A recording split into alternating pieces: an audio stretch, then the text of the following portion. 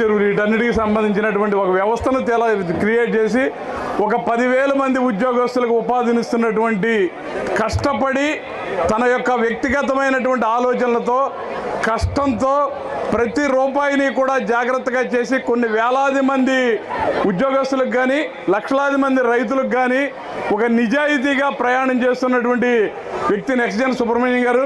అలాగే చక్రవర్తి మా దగ్గర చిన్నపిల్లడు మాతో పాటు మా పిల్లలతో పాటు ఆడేవాడు. వాళ్ళ బ్రదర్స్ కూడా ఫ్యామిలీ కష్టపడి పైకి వచ్చి ఇవాళ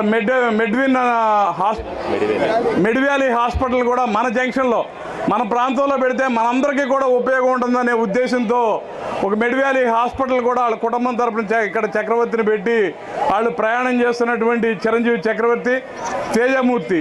అంటే మీరు వాళ్ళ ఫాదర్స్ తండ్రులు తాతల పేర్లు చెప్పుకుంటాం కాకుండా తన యొక్క ఆలోచనలతో ఈ ఊళ్ళో ఒక వ్యవస్థను క్రియేట్ చేసి ఒక అపార్ట్మెంట్ కానీ మాల్స్ కానీ క్రియేట్ చేయడంలో ఉన్నతమైనటువంటి విలువలతో కూడినటువంటి తేజమూర్తి.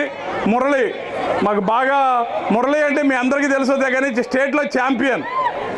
వయసుతో సంబంధం లేకుండా ఒక వ్యాపారంలో ఎలా పైకి వచ్చాడో కష్టపడి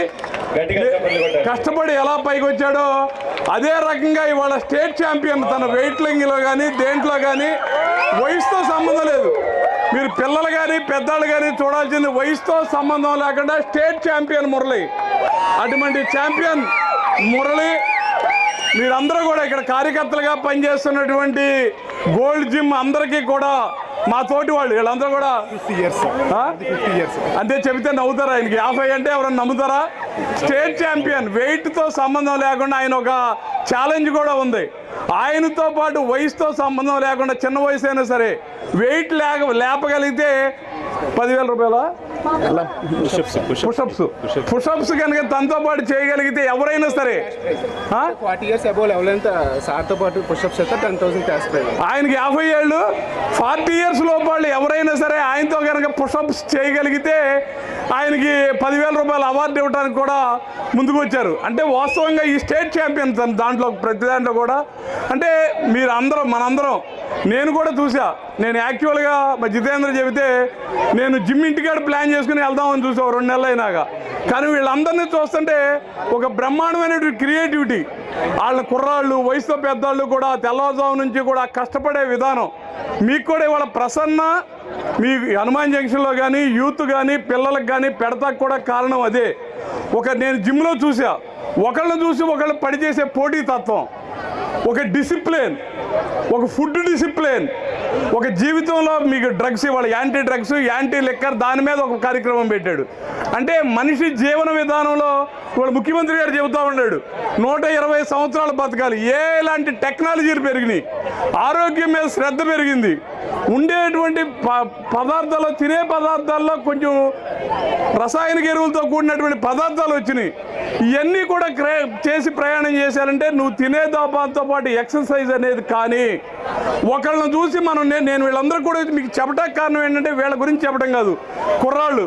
ఇందాక మురళి వాళ్ళ అమ్మాయిని చూసి చెప్పా, మీరు జాబ్ చేయటం కాదు 10 మందికి జాబ్ ఇవ్వటం నేర్చుకోండి. నేను వీళ్ళతో చెప్పిన వాళ్ళందరూ కూడా చిన్న రైతు కుటుంబాల వాళ్ళు.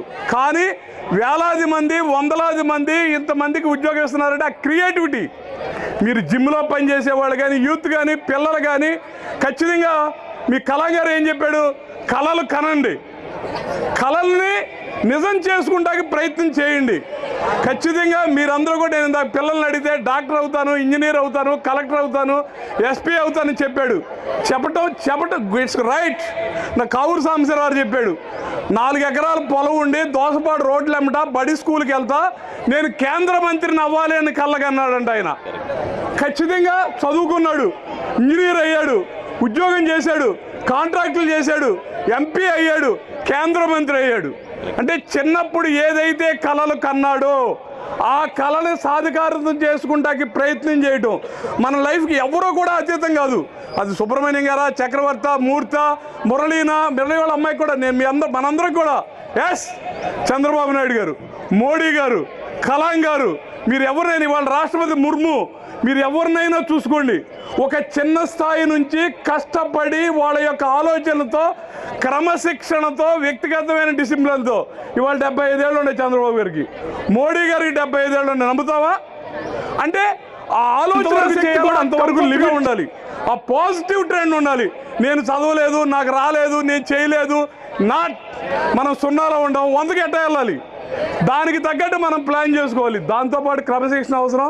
మీకు ఎక్కువ టైం బోర్ కొట్టి ఉండొచ్చు, బట్ నాకు ఆ పిల్లలకి మనకు బ్రహ్మాండమైనటువంటి ఖచ్చితంగా మనం చేసే పని మన ఆలోచనలో రోజుకు ఒక్కసారైనా మనం ఆలోచించిన పుస్తకాలు చదవండి, మంచి మంచి బుక్స్ చదవండి.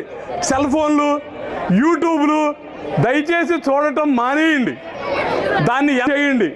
మీరు కష్టపడేటువంటి జీవితం భవిష్యత్తులో మీరందరూ కూడా దేశ వెన్నెముకలు కావడానికి మన ప్రాంతంలో ఈ ప్రాంతంలో వీళ్ళందరూ కూడా ఈ ప్రాంతంలో పుట్టి మాట్లాడుకున్నారు కాబట్టి మనందరం గర్వపడుతున్నాం. ఖచ్చితంగా మా ఫ్యాక్టరీ కూడా ఇవాళ అక్కడ ఫ్యాక్టరీ పెట్టామంటే మా దాంట్లో పనిచేసిన ఉద్యోగస్తులు కూడా వచ్చారు. అంటే రైతు సంస్థ ఆ రోజు నందమూరి తారక రామారావు గారి, కాగా వెంకటరత్నం గారి వీళ్ళందరూ యొక్క ఆలోచనల మేరకు వెళ్ళినటువంటి సంస్థ ఇవాళ రైతుల చేతిలో ఉన్నటువంటి ఎక్కడా కూడా ఏమాటం కల్తీ లేకుండా విలువలతో కూడిన ప్రయాణం చేసినటువంటి మా ఉద్యోగస్తులు అందరూ కలిసి పనిచేయడం వల్ల మనం ఒక వ్యవస్థను స్థాపించగలుగుతున్నాం. ఒక వ్యవస్థ మంచిగా ఉంది. అంటే ఆ రోజున మహానుభావులు ఆలోచించిన ఆలోచనల ఫలితాలు ఇవన్నీ. అట్టా కూడా మీరు కూడా ఒక క్రియేటర్ అవ్వండి, మీ తల్లిదండ్రులు మీ గురించి గర్వపడేలాగా ప్రయాణం చేయండి. Thank you very much, thank you so much, thank you Prasanna, thank you very much.